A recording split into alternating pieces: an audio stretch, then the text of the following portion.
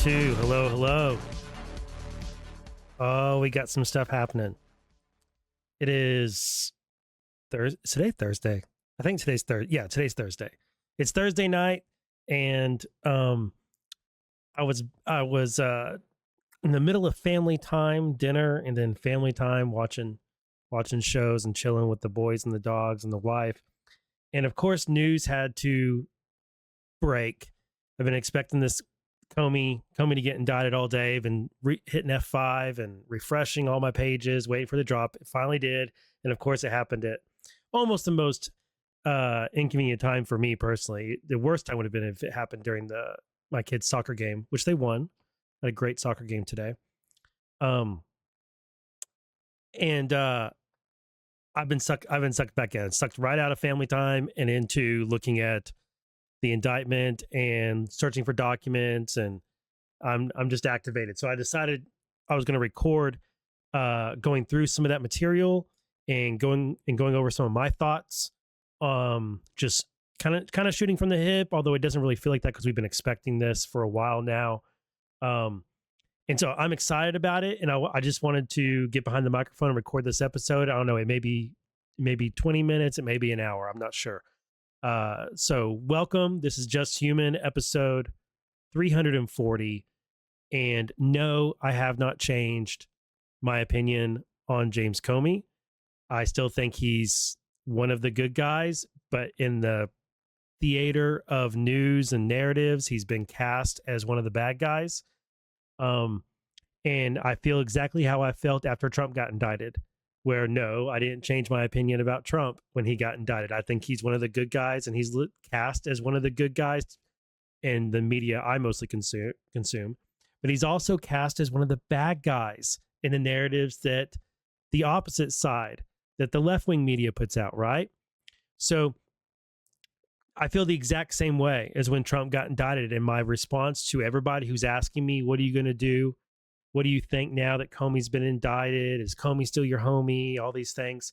My response is, nothing has changed with me at all, except for that I have a new case to follow. And I'm excited to follow this case and see what happens. I will tell you right now, I think this is all about narratives, vibes, and discovery, and not so much about putting Comey in jail. But hey, if it turns out that Comey is guilty and he's convicted of this, then that is what it is. What it is, and that's how I felt with Trump's cases. Although I never believed he was guilty of the Jack Smith stuff. The New York one, I think there's a little bit more going on there, but it looks to me like Trump paid for a story to go away. And so in a way, technically guilty on one count, not exactly the biggest thing. And I'm not even sure it should be a crime. So that's kind of how I feel about that. And on this, I'm just going to take the same approach. And I think that's the most rational approach to take, which is I'm just going to look at it for what it is and feel free to have my own independent thoughts about it and construct my own theories about it. But I'm just going to look at it as what it is. And I think we should all be sober-minded, regardless of what you think about Comey. I think we should all be sober-minded here and feel free to be excited about this, because I think this is a positive development, because I think it's part of DOJ's effort to go after a much bigger fish and drain the swamp and fight public corruption. I just don't think Comey is part of that public corruption. I think he was caught up in it. And so I think that this is part of that effort, and it's all about the discovery. Like I said, it's also about narratives, because people are going to like this narrative. It's also about vibes, because MAGA it's going to be a lot of positive vibes for MAGA. And so in all those things, this is a good time, and I'm excited about this. There is one piece of it that I'm not so excited about, which is it goes to that thing where I think a lot of people who are doing good work won't be recognized for the good work they do. But that just goes with the territory. All right. So let's look at some of these documents. I'm sure that many listeners disagree with my views on Comey, and I assure you that's not going to affect. Well, I can't really say that. I assure you that whether you agree with me or not, I'm still going to present the same information, and I'll just add in my thoughts here and there. But we're still going to stick to the documents, and that's kind of the beauty of the thing here that we try and do on this podcast is look at the actual documents and the facts and evidence and go by those, and then extract what we think out of that and come up with our own thoughts. And as I've said before, my favorite comments that I get are not the comments that say, Kyle, I absolutely agree with you on everything. You're so brilliant. I'm in total agreement. Those aren't my favorite comments. My favorite comments are the ones that say, not sure I agree with you, or I don't agree with you, but you got me to think about it a bit differently, or I appreciated the information you brought up and I learned something, or I saw something a bit differently. Those are my favorite comments, and that is always my aim here.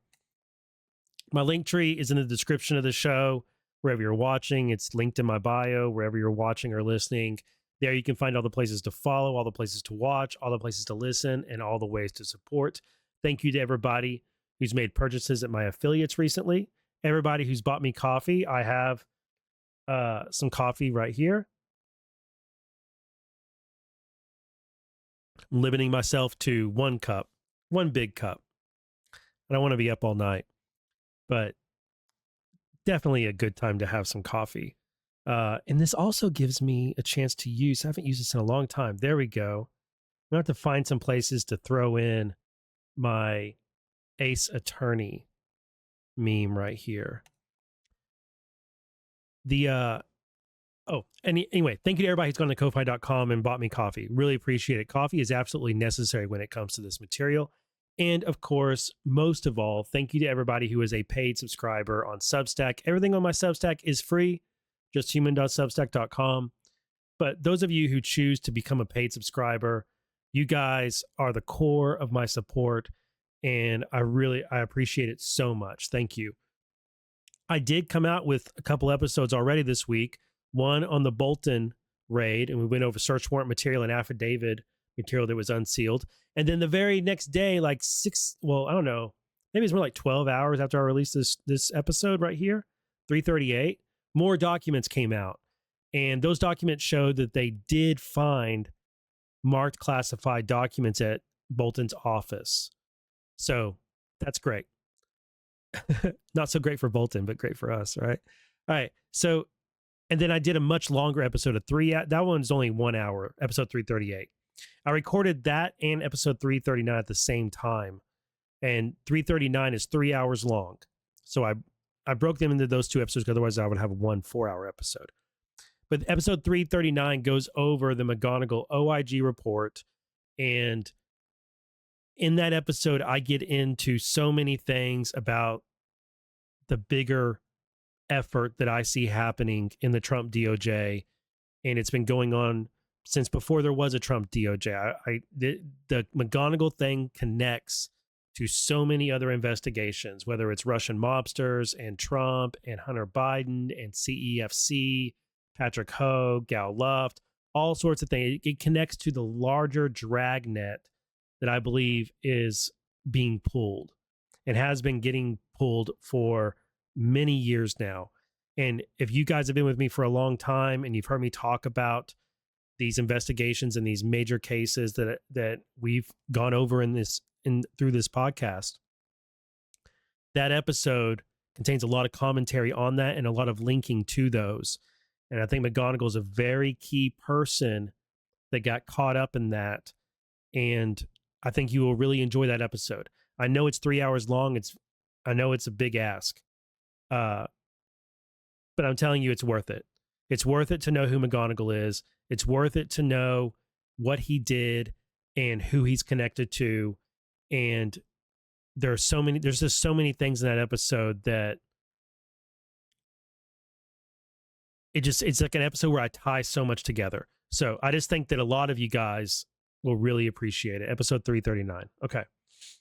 Also, I've been making a couple clips here and there of my recent episodes and uploading those on Rumble. So those of you who like to share my episodes, but you're like, man, how can I wish Kyle would make more clips. I've got more clips. One on the McGonagall episode, and then one, my commentary from the first few minutes of episode 338. I put those on my socials. I also put those on Rumble here. Okay. Let's go. I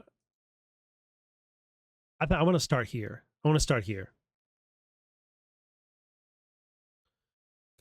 Context. Let's give some context to this indictment.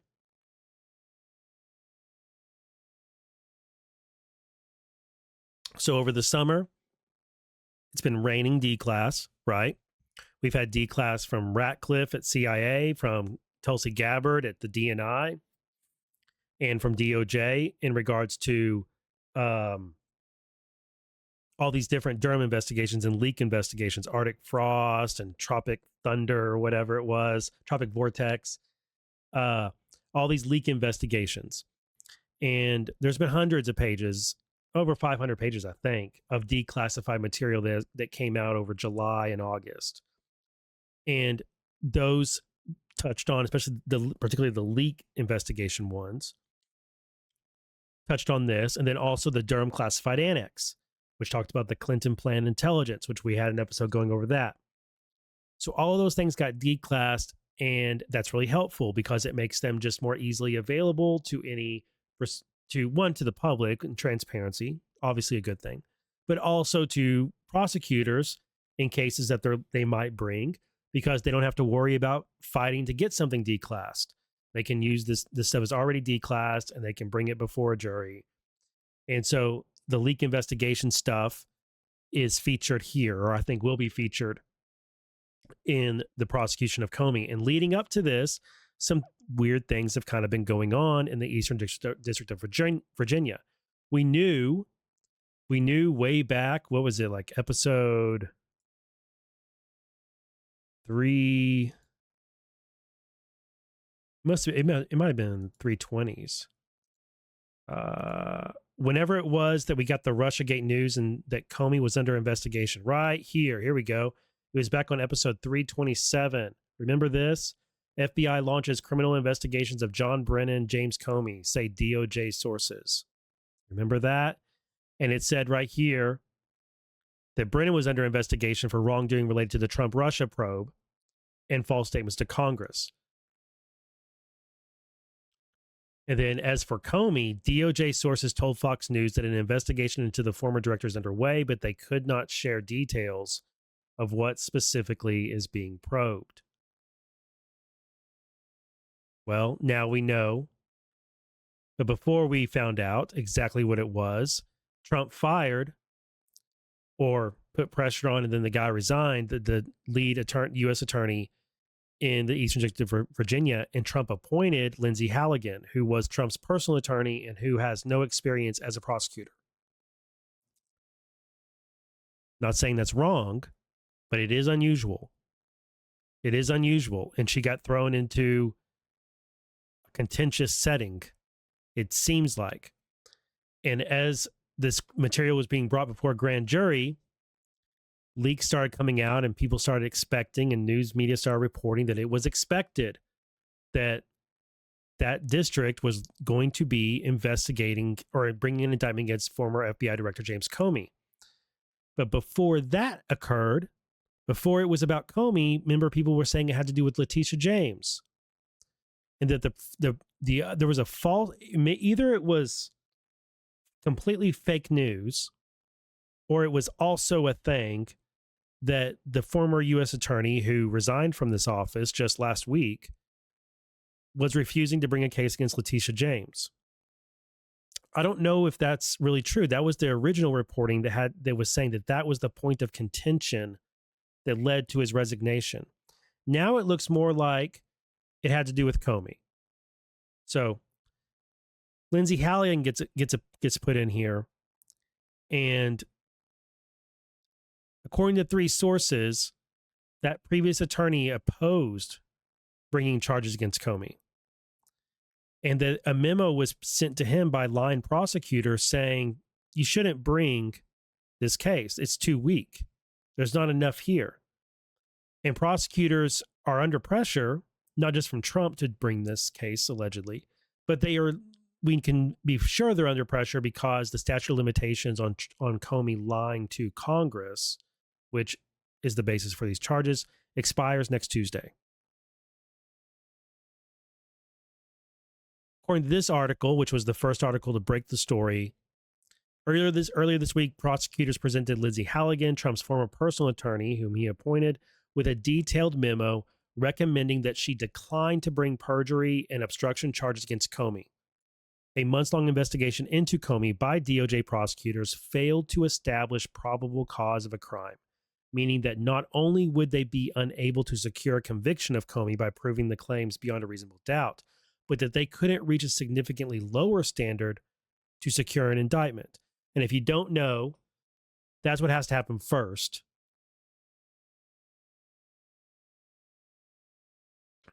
They impanel a federal grand jury.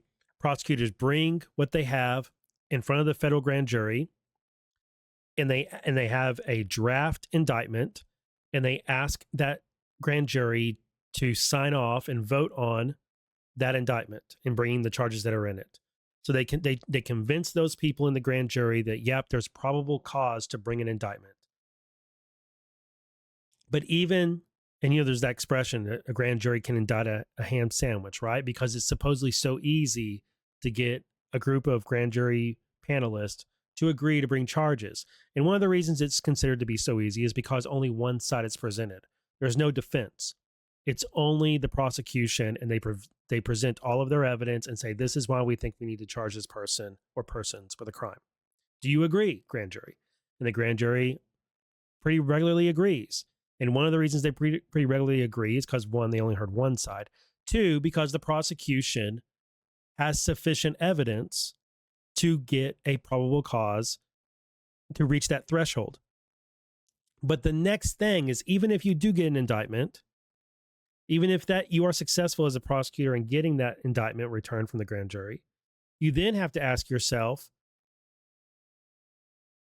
can I get this past a jury that also hears from a defense? And can I do that in this district?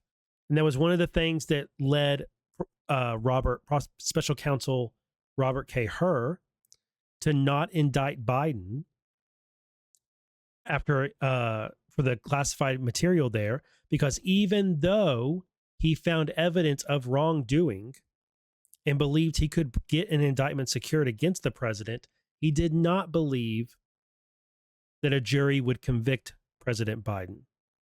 And so he declined to bring the prosecution, and people got very mad about that.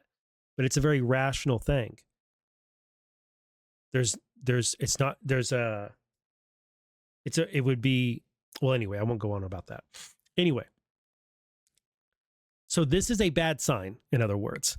Short thing is, this is a bad sign. You spend a month investigating the former FBI director, and the stuff is so weak that the investigators say, no, we shouldn't even put this before a grand jury. It's too weak.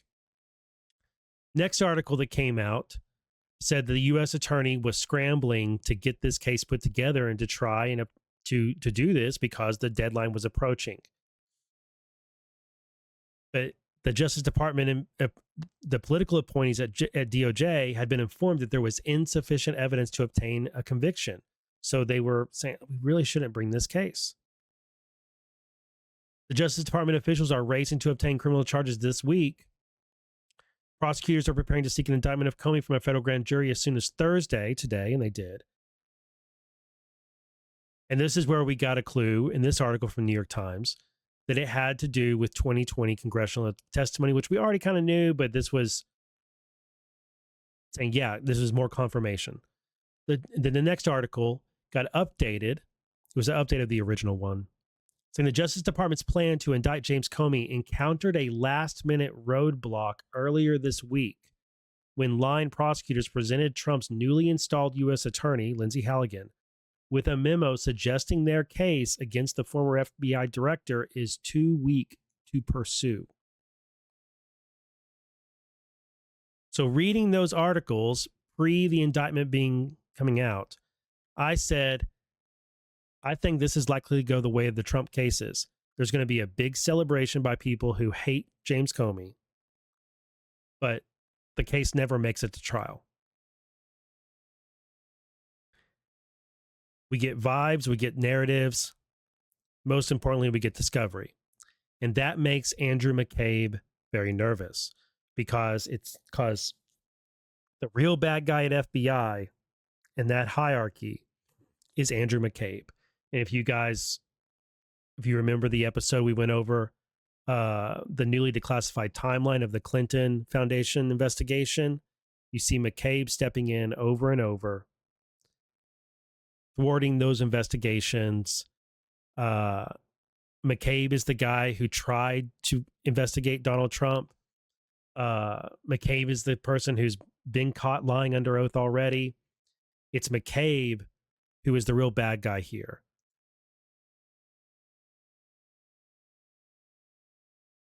Let me go back to this.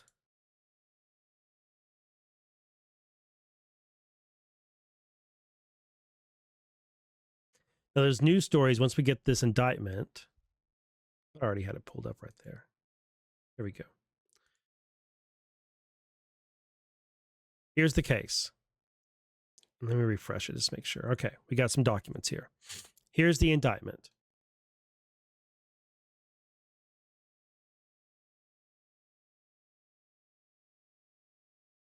Count 1, false statements. September 30th, 2020, in the Eastern District of Virginia, the defendant, James Comey, did willfully and knowingly make materially false and fictitious statements in a matter within this jurisdiction and the legislative branch of the United States by falsely stating to a U.S. senator during a Senate Judiciary Committee hearing that he, James Comey, had not, quote, authorized someone else at FBI to be an anonymous source in news reports, end quote, regarding an FBI investigation concerning person 1. That statement was false because James Comey then and there knew he in fact had authorized person 3 to serve as an anonymous source in news reports regarding an FBI investigation concerning person 1. This was in violation of 18 U.S.C. 1001A2. That's count 1. Count 2 hinges on count 1 being proven because count 2 is obstruction of a congressional proceeding, saying on the same day, by making that false statement that's charged in count 1, Comey obstructed the congressional proceeding and congressional investigation in violation of 18 U.S.C. 1505. Those are the two charges that are brought. This is the only information in the indictment. Lindsay Halligan is signed right here. I'll pick these two counts apart in just a moment. We also got another document. This is a failure to concur in an indictment. And this is a report that is required by the federal rules of criminal procedure.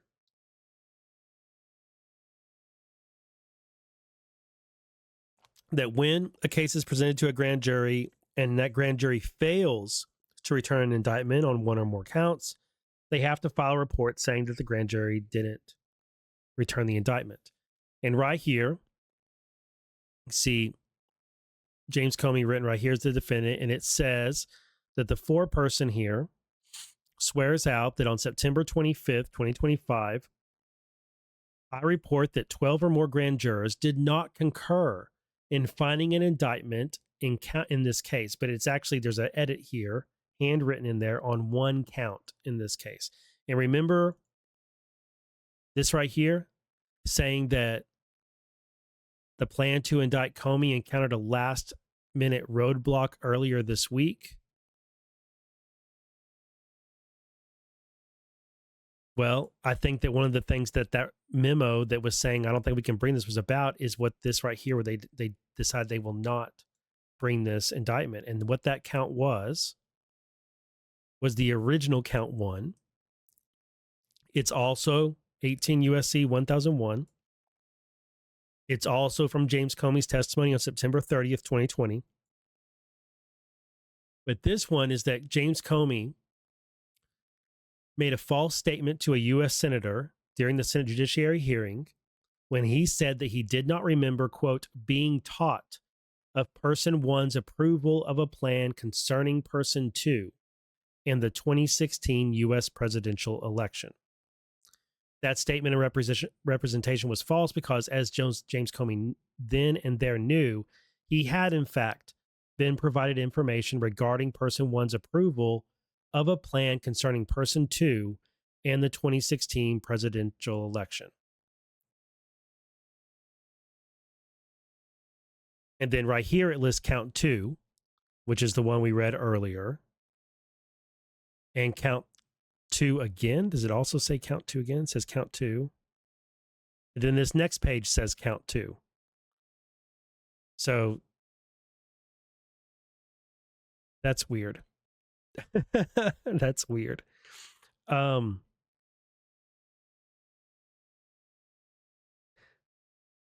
Anyway, so here's kind of the issue. Let me pick this apart. So they said that James Comey, the grand jury, did not agree that there was probable cause to indict Comey on this charge. So who are these persons? Who are these persons? Well, we know thanks to the Durham report, and we know thanks to D&I Ratcliffe's D-class from his memos and the CIA memo that was sent over to the Senate just before Comey testified, like the day before, September 29, 2020. He gave them this right here. Let this load. Hello. Oh, hello. Bam.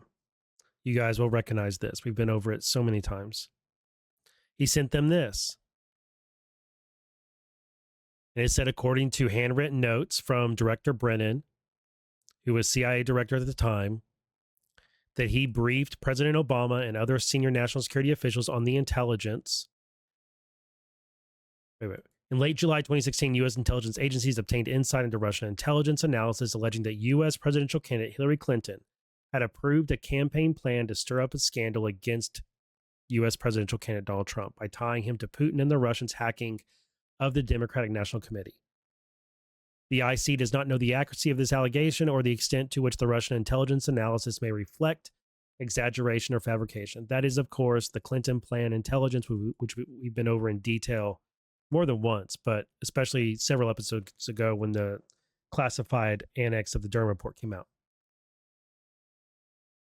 And you have the quote, alleged approval by Hillary Clinton on July 26, 2016. Okay, so if we go to this, Comey said he did not remember being taught of person one's, quote, approval of a plan concerning person two. So you have to assume that person one here, Hillary Clinton. Person two, Donald Trump.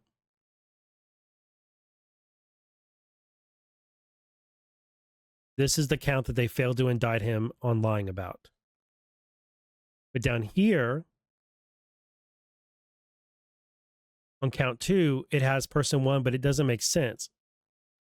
Authorize someone else at the FBI to be an anonymous source in news reports regarding an FBI investigation concerning person one. Is person one still Hillary Clinton, or is it someone else? You can tell these are two different pages, right? You can tell these are scanned and they look different.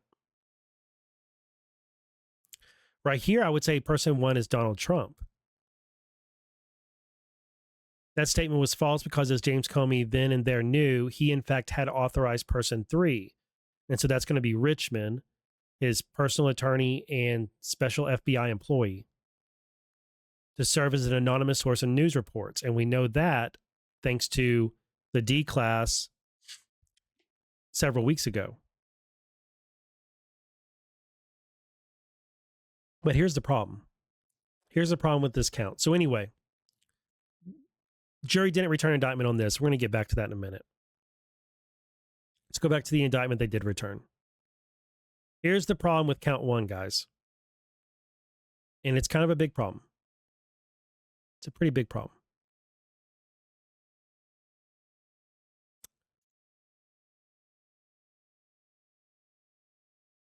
Donald Trump was never under investigation.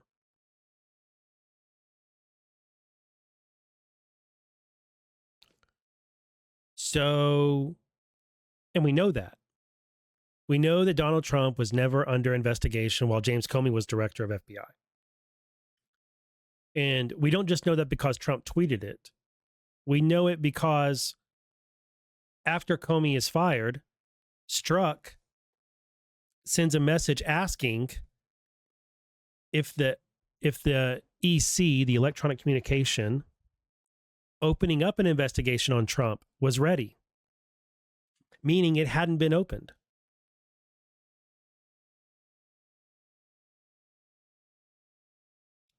So here's my first question about this indictment. How can Comey be indicted, or how can it be a false statement when there was no investigation of Trump?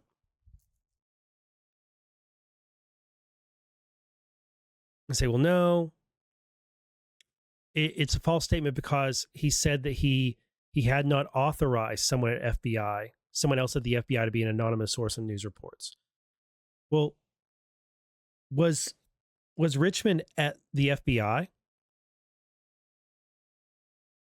No, he was a special employee of the FBI, kind of like a CHS. You would never say he wasn't a CHS, but would you say that someone is at the FBI when they serve in a like contract special employee status? Would you phrase it as them being at the FBI? I mean, you may think I'm trying to like play games here, but I'm not. This is the kind of defense that can be brought up. Is that James Comey didn't interpret that question as being about that person. He interpreted it as being about someone who was employed at the FBI and like had a desk there in an office and was an FBI agent or something like that. So that's one of the things he can poke at. Those are actually two things that he can poke at about this false statement here. And then, of course, if you tear down count one, then count two doesn't exist. So the only thing he has to attack is this right here. The other thing is that McCabe lied. And Dawson tonight grabbed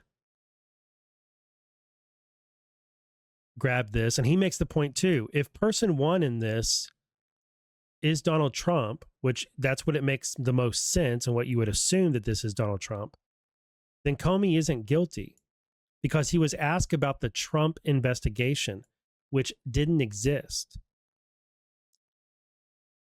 Dawson thinks that person three in this case would be James Baker, who was also one of the sources for media. But the thing is, when we looked back at that, wait a minute, when James Baker talked to them, wasn't that whenever they said, I'll look in a minute. I'll look in a minute.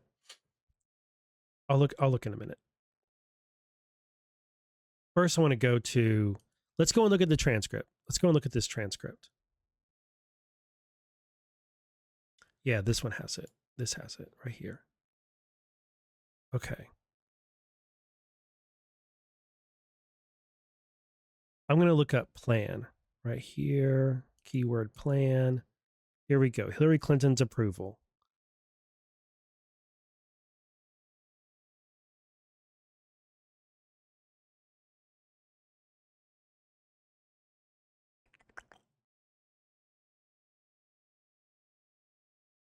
Here we go. Yeah, we'll start right here.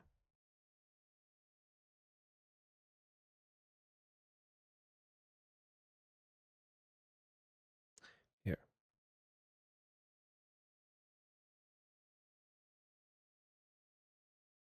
He's a little quiet, so I'm gonna turn this up for you. Understand this, it's an ex parte event. It means that the cops have a duty to tell the court when they find things beneficial to the person under investigation. And over again, This is between just before the October and questions June, we're concerned about in the all indictment. the information found about the dossier made it less reliable, not more reliable, and you kept using again and again and again. And the question was their bias. At what point in time do you put two and two together? That the people behind this hated Trump, and the reason they ran all these stop signs, they didn't want to take no for an answer. So do you recall getting an inquiry from the the intelligence community in September 2016 about a concern that the Clinton campaign was going to create a scandal regarding Trump and Russia? I do not. You don't remember getting a investigatory lead from the intelligence community? Hang on a second. So this is what they're saying he's lying about in the count that they did not bring. Okay, let's this right here, where they did not bring this charge against him, where he said he did not remember being taught of person one's approval of a plan concerning person two in the 2016 election. I know I'm jumping back and forth between these two counts, but this is the order it occurs in the video. So we're going to start with this one here, which they did not bring. There's a very good reason I'm bringing it up. It's worth going over. One, because there's a discrepancy about what it says here, where it says taught, the word taught, being taught of person ones. That's kind of weird that it says that. That's one reason I'm bringing it up. The other reason I'm bringing it up is because of something Comey says later on about this subject that a lot of people miss.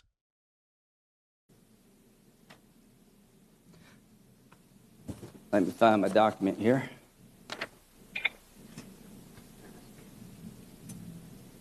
September the 7th, 2016, the U.S. intelligence officials forwarded an investigative referral of FBI Director James Comey and Assistant Director of Counterintelligence Peter Strzok regarding U.S. presidential candidate Hillary Clinton's approval of a plan concerning U.S. presidential candidate Donald Trump and Russian hackers hampering U.S. elections as a means of distracting the public from her use of a private email server.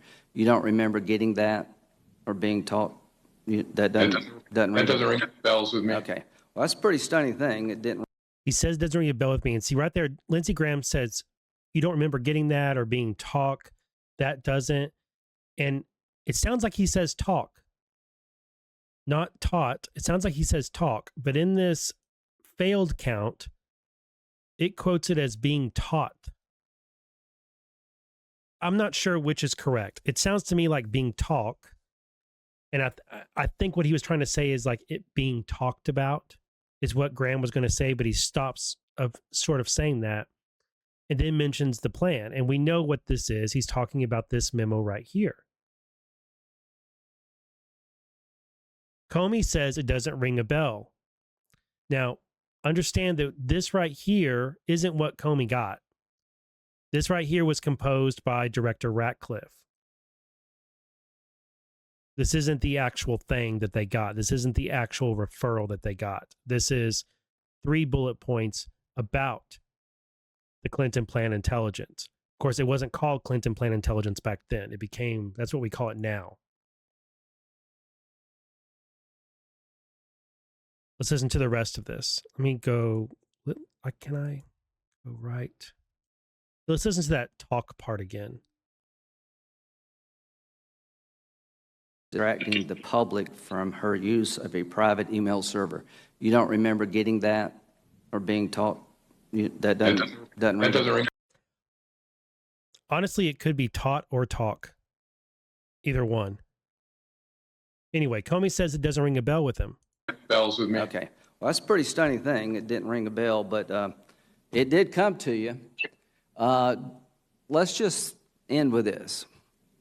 You get this inquiry from the Intelligence Committee to look at the Clinton campaign, basically trying to create a distraction, accusing Trump of being a Russian agent or a Russian stooge or whatever to distract from her email server problems. And how far-fetched is that, Mr. Comey, when we now know that the Democratic Party, through Fusion GPS, hired Christopher Steele, a foreign agent who had a very strong bias against Trump, who hired a Russian subsource who the FBI believed to be a Russian spy to compile a dossier that was a bunch of crap to be used against an American citizen working for the Trump campaign. You already knew that. Seems to me you'd want to investigate other allegations, but you're telling me that you don't recall this. I'm sorry, Senator, is there a question? Yes, you don't recall this inquiry I just read about September the 2016. No, as I said, it doesn't, again, Do you remember being told, but it doesn't sound familiar. do you remember being told by the the intelligence community? Remember the episode with Trump in the hotel with the hookers? All right, the next part they're going to get, I'm going to let it keep playing. They're going to get into Yes, the I whole remember thing that about portion. the hotel and all that stuff and Steele allegations and how that was all junk and how Michael Cohen never actually went to Prague and met with those people. And it's, they get into all that stuff, and it doesn't really matter as far as the charges that are brought here. But they come back around at the end of this segment before Lindsey Graham gives up his speak and then talk about FISA. Let me go back before they get to before they're done. We get this right here. Just a moment.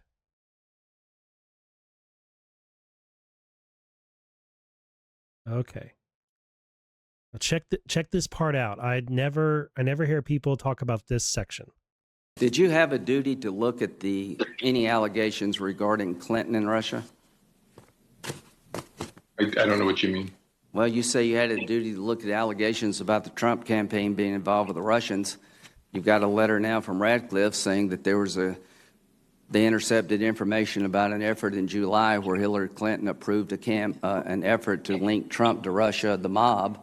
Did you have an investigation to look and see whether that was true? I can't answer that. I've read Mr. Radcliffe's letter, which frankly I have trouble understanding. Okay. Thank you very much.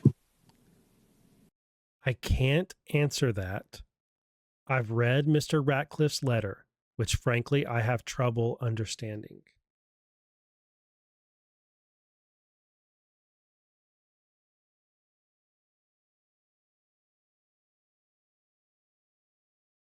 That first thing, I can't answer that, piques my interest. And then his comment that he has trouble understanding Ratcliffe's letter. And I wonder if that's, if we're being fair to Comey, I wonder if that's because the way it's presented here isn't exactly how it was presented based on the actual referral and the discussions they had about it at that time, which is what Comey would be familiar with and what he would be referencing. But if we, knowing how highly classified that stuff was, and it's only recently that it was declassified, guys. It's only last month that the Durham Annex was declassified, and we learned about this Russian intelligence, and we got to actually see the emails or the Russian reports that were made, right? At this time, and Comey would have seen those too, but he can't talk about them. They're classified. So it really piques my interest that he says, I can't answer that. And he's like, I can't tell you, he can't tell them about that. He can't, in a public hearing, he can't talk about that stuff. It's classified. So that stands out to me right there. All right. So anyway, this indictment didn't get returned right here. And, you know, it could be because it's Eastern District of Virginia and the name Hillary Clinton came up. And the way the grand jury is perceiving it is they don't want to bring any kind of charge that has anything to do with Hillary Clinton and this approval of a plan to vilify Trump. They probably don't believe in it. They probably have TDS. It's a 9 out of 10 people in the Eastern District of Virginia are going to be Hillary Clinton voters. So they're just going to be put off against bringing this charge anyway. But the other thing about it that is Comey would have a defense to about this, which I'm not saying they had this in their mind, but I have it in mind, is that Comey can't talk about classified stuff, one. And two, the way it's presented to him isn't how he's going to remember it. And that right there, that's important. That's a fine defense. The way it's being characterized to him, which I think is the same thing happening here with this count. The way it's being characterized doesn't match up with the way he remembers it. Let me look for.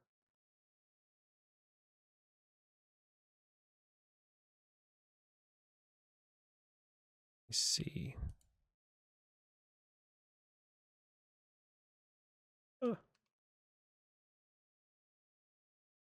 There we go. All right. So this part happens with questioning under Ted Cruz. And let me make swords. Let's see if I just want to investigate them.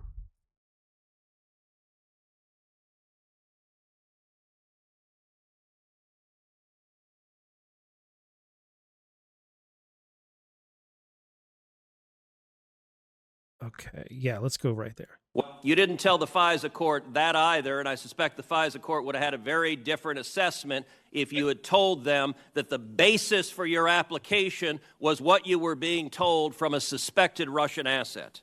All right, let's shift to another topic.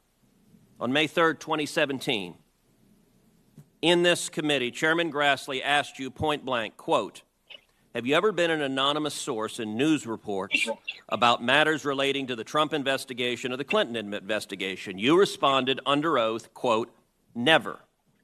He then asked you. There is no Trump investigation. So how could he be one for that?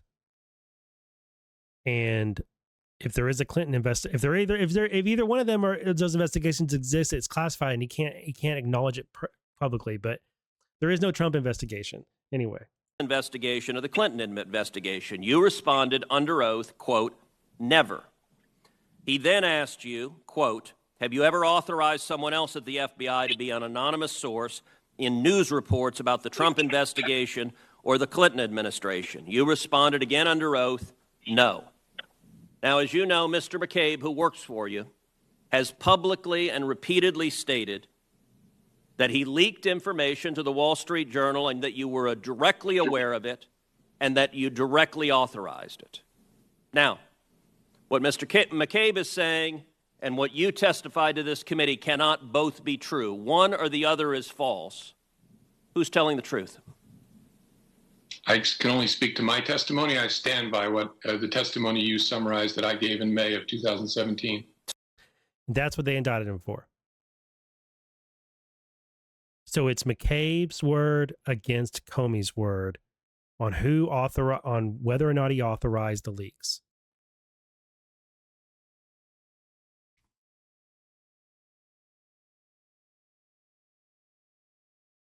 And that's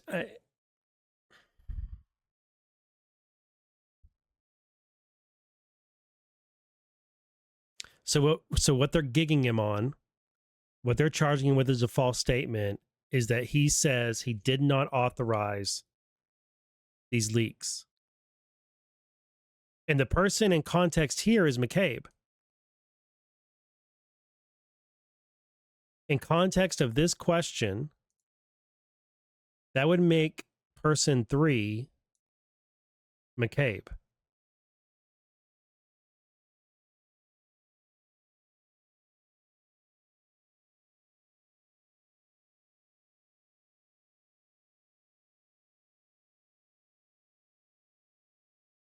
You look at McCabe's testimony because Dawson grabbed it.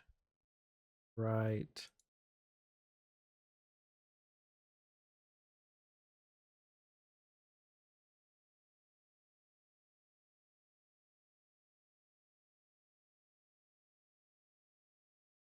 Also, the leak investigation, Comey started it. So, do you think Comey was investigating himself for leaking? Does that make sense? No, of course not.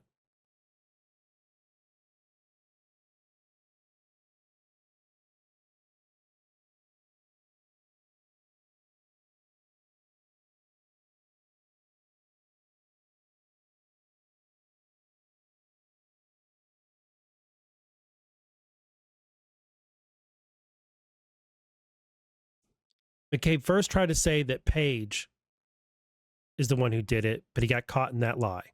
And then he tried to blame the FBI NSD for it, and he got caught in that. And then McCabe lied and said that the OIG, claiming that Comey authorized the leak. And he also claimed he had an email showing that Comey authorized the leak. But the OIG reviewed that email and found that that was not true.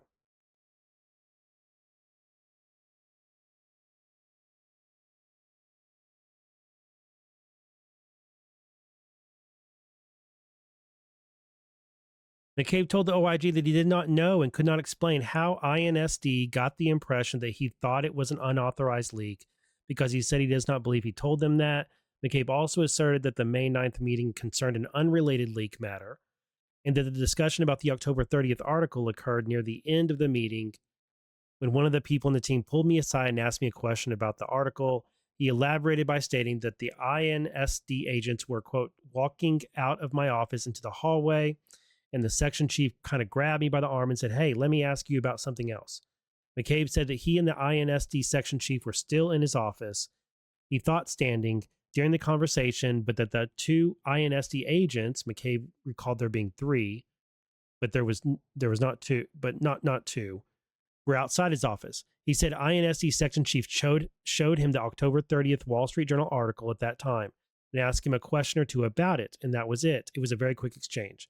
McCabe said he was confused as to why this article was even being raised because it did not relate to a different media leak matter that McCabe asserted was the main focus of their meeting. They must have gotten it wrong when they wrote in the draft SSS that he told them on May 9th he did not authorize the conversation and that he did not know who the source was. He then added, "I don't remember discussing authorization of that article." However, he acknowledged to the OIG that his initials appeared on the copy of the Wall Street Journal article that INSD presented to him for review during the interview.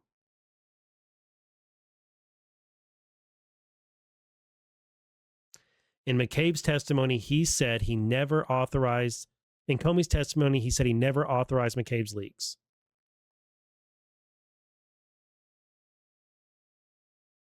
OIG found that in a conversation with Director Comey shortly after the Wall Street Journal article was published, McCabe lacked candor when he told Comey or made statements that led Comey to believe that McCabe had not authorized the disclosure and did not know who did. This conduct violated FBI Offense Code 2.5, lack of candor, meaning he lied. We also OIG found, that on May 9th, 2017, when questioned under oath by FBI agents from INSD, McCabe lacked candor when he told the agents, that's what we just read, that he had not authorized disclosure to the Wall Street Journal and did not know who did. That was another lie. We further found, OIG did, that on July 28th, 2017, when questioned under oath by the OIG in a recorded interview, McCabe lied when he stated A, that he was not aware of special counsel having been authorized to speak to reporters around October 30th, and B, that because he was not in D.C. on October 27th and 28th, 2016, he was unable to say where special counsel was or what she was doing at the time. This conduct violated FBI Offense Code 2.6. So 3 lies right there. Well, you could count it as 4.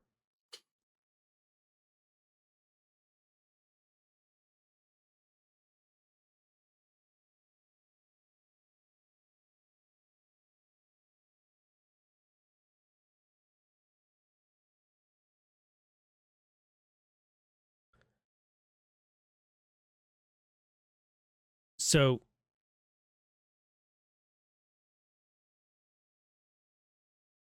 what do you think Comey's going to do here on count 1?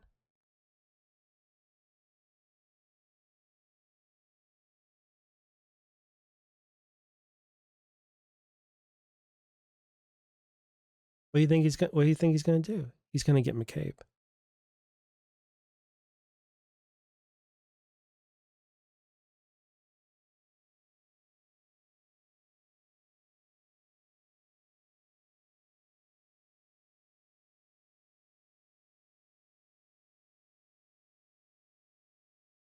This leads to McCabe.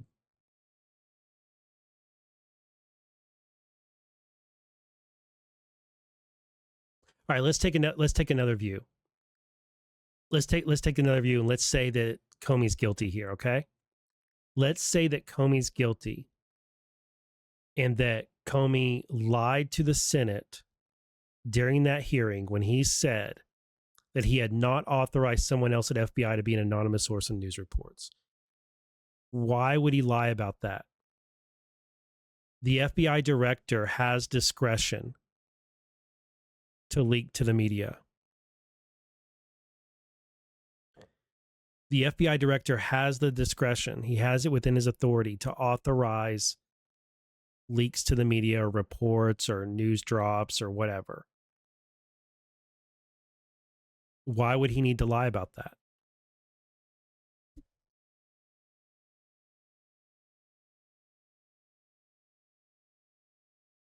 I'm gonna go check some.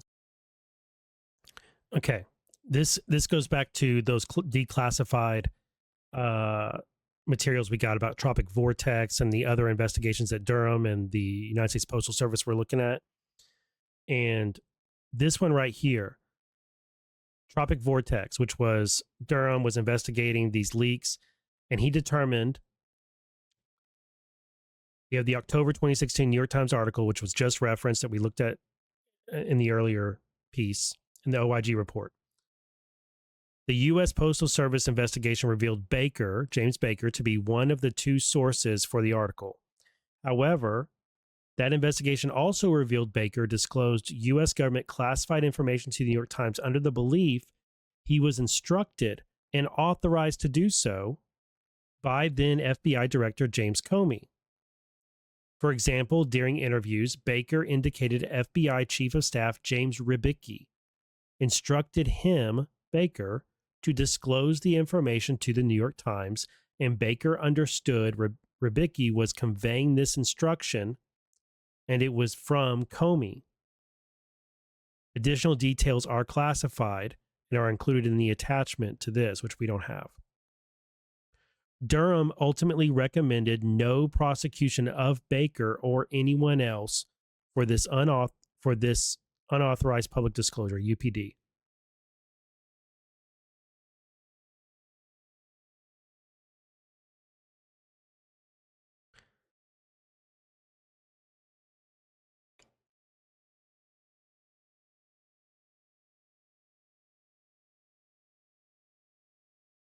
The findings of the investigation revealed Rybicki forwarded an email containing a proposed statement to the news media regarding the tweets of Trump's, when Trump tweeted that he just found out that Obama had his phones tapped. Regarding Trump's tweets, he forwarded it to his personal email account. The proposed statement originated from Comey and appear to be at the unclassified level of classification. Yes, that's what it says. At the unclassified level of classification, right here. Look, unclassified. Level of classification. Washington field office assessed Rybicki did so in furtherance of a potentially unauthorized disclosure to the news media, which appeared to be at the something of Comey. Implication, implied, authorization, something of Comey.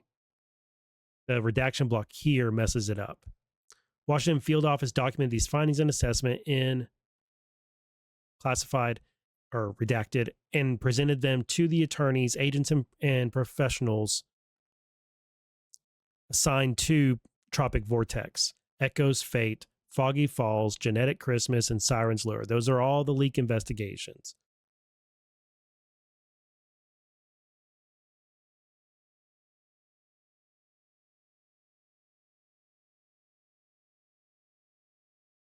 At some point, this is February 21st, 2020, there was a criminal referral. Indicated the New York Times published their article in October 2016 contained unauthorized public disclosure.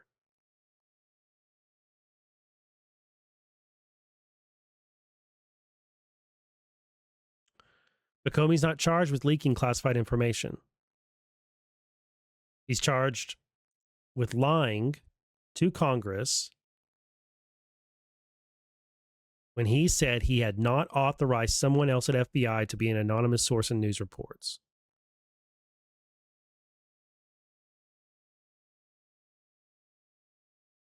So, I think we're headed for James Baker. I think it's James Rybicki, Andy McCabe, at least those three featuring in this case. And James Comey's going to call him. But I don't know that we really get that far because as I started off the show saying, this is weak. This is weak. Even if you do ultimately think that James Comey is guilty, like you think he actually did this, there's a defense for it. So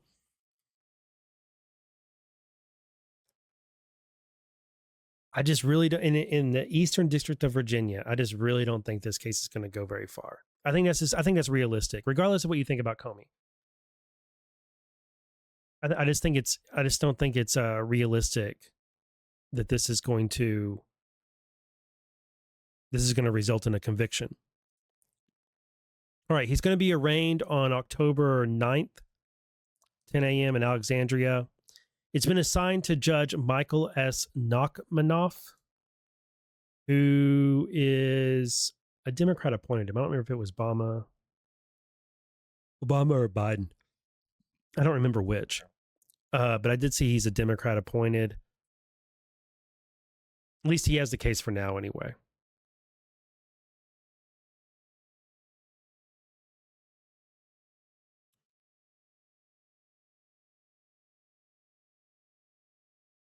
Okay,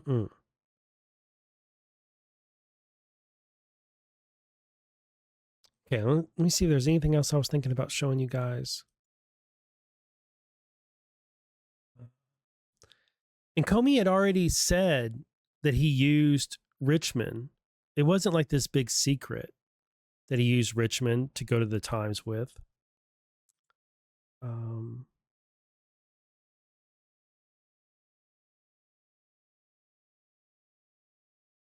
feel like there was something else I was going to show you guys, but I don't remember it.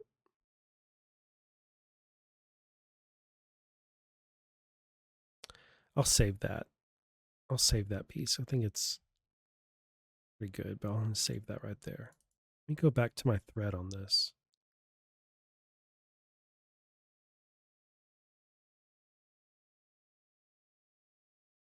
Because there was a discussion I had with Shannon. I believe it was.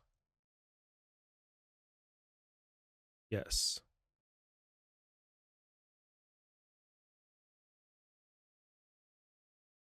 Okay, I went over with you guys the taught thing.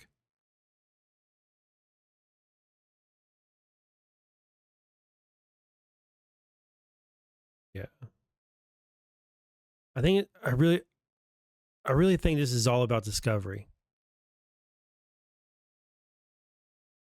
Even if you think that Comey is a bad guy, deserves to be convicted of something, this ain't it. If you think Comey deserves jail time for something, this ain't really it, right? This isn't what you really want. I think this is all about discovery.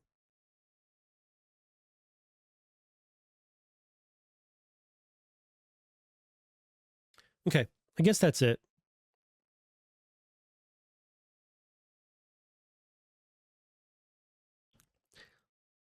We are in for some interesting times because as this comes to a head, well, I'll tell you what. There's no way for Comey to defend this. My chair got caught on my desk. There's no way that for Comey to defend against these charges that I can see without him reaching out and pulling those other figures in, Baker, Rybicki, McCabe, and us reopening this part of the Russiagate saga, and that just keeps leading down the rabbit hole. And like you can't, like Pandora's box is opened. It's already been open. This isn't the thing that opened it, but it's like each thing that happens related to it just opens that box more and more and more. And maybe Pandora's box isn't a thing. They opened Pandora's box. Hillary Clinton opened Pandora's box, right? And so these efforts like this, I think there's just no way around it going deeper and deeper into that. And so it's all good. It's all good and exciting and interesting. Let me see.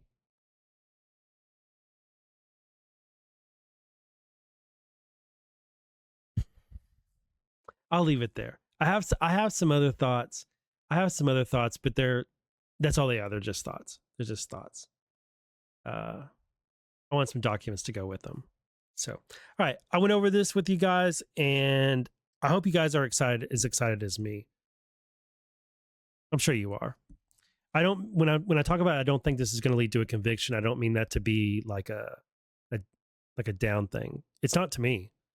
I think because I just don't think that's the purpose here. So, all right, God bless. I'm gonna get this out to y'all. Y'all have a happy Friday. Stay positive. I'm sure you're feeling positive, and yeah, have a good weekend. Remember that we're all just human. Even James Comey. Even James Comey is human, and sometimes he doesn't remember things. Sometimes he also plays word games.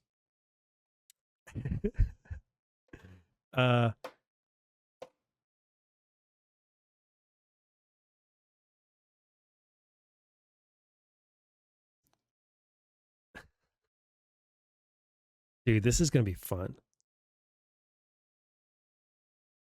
This is going to be fun. Good times ahead, folks. Good times ahead. I'll see you there.